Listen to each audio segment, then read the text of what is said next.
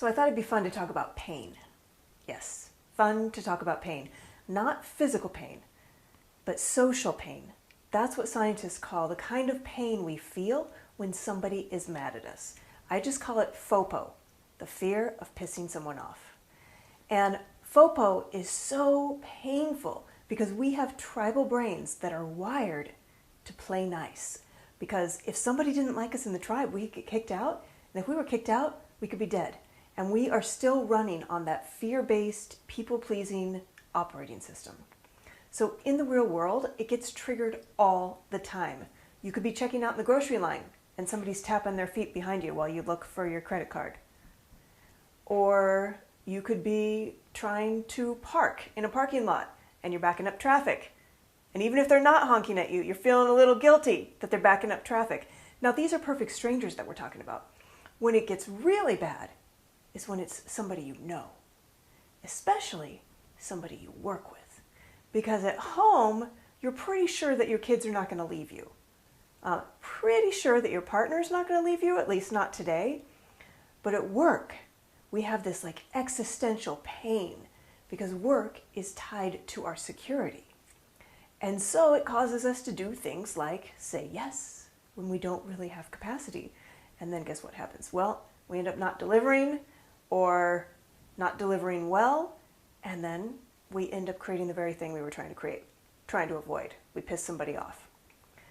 So whether it's a colleague or a boss, we over-apologize and we overthink about it. It can keep us up at night. We can ruminate about it. We wonder, how should we apologize? What should we say? Maybe we even get angry. And this is the big difference between social pain and physical pain. Now, you may have heard me say before that one of the reasons social pain is so painful is it lights up the same part. It activates the same part of the brain as when you hammer your thumb, for example. Now, I didn't hammer my thumb, but it was the inspiration for this because 2.5 weeks ago, yes, that is my thumb. That is not grease on my thumb. That is my actual thumb. This is 2.5 weeks of healing. So the first few days were rough. I was distracted. I couldn't function very well because I couldn't type very well. I was tired because I wasn't sleeping very well. But you know what? After 3 days, it was all gone. Whereas social pain just keeps coming back every time you think about it. And now you're more careful. Like, I'm going to be more careful at my front door. It was a windy day. Got slammed in the door. Don't recommend that. But every time I think about it, I'm not going to be in pain. But every time you think about your boss being mad at you, or a difficult business partner who's got a lot of clout, or even somebody on social media who gives you a bad rating, you may think about it over and over and over. And every time you do, you're going to feel the pain. So now, get this, it's not them causing you pain. It is you causing you pain by thinking about it and feeling the corresponding emotion that comes from whatever you're thinking. So here's the way to fix social pain. It's really complicated. Ironically, no, it's not. It's just to let it go.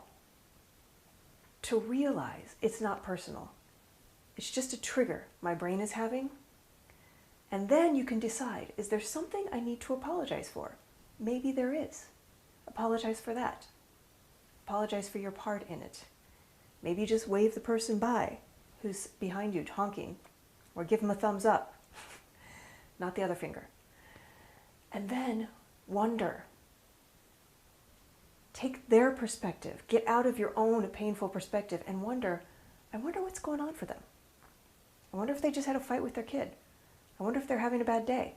I wonder if they're having a bad decade or several bad decades. It's not about you. It's about their pain.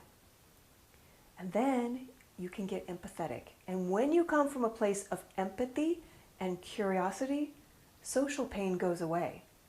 And now you just feel caring. And that is a much better place. And let's say, for example, it was your boss who was mad at you. Instead of making assumptions and letting those get bigger and bigger and blow up, you can have a conversation with that person like, hey, is everything okay? How are you doing? If you come to someone with that kind of empathy and curiosity, you might just find out how they're doing. And then you both might feel a heck of a lot better.